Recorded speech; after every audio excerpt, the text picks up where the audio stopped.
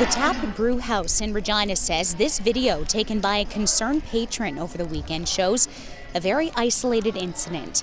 As you can see, there are about a dozen young people, some of them unmasked, captured dancing and mingling with other tables. And it has everyday people and medical professionals on social media calling it a COVID super spreader event just waiting to happen.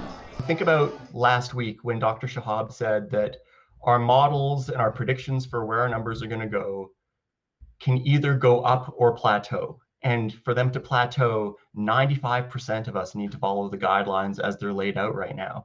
And when you see something like this, you say, well, that's not going to happen. Obviously, this is not 95% compliance. These are people quite stepping over the line. The TAP's management team refused an interview with CBC News at this time, but in a statement on social media says these patrons were asked to leave, but unfortunately decided to dance their way out the door. Management does go on to apologize, though, noting it's since implemented more supervision and education for the safety of its customers. But some people, like Anderson, say that's not enough and the government needs to step in with a circuit breaker lockdown.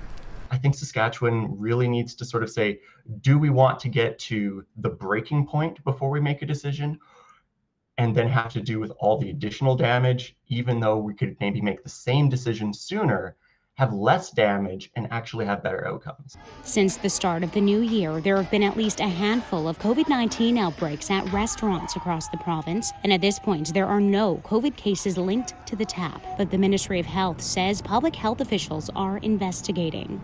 Regina police say they are also aware of the video and are working with the Saskatchewan Health Authority to determine the next steps. As of right now, no fines have been issued. Jesse Anton, CBC News, Regina.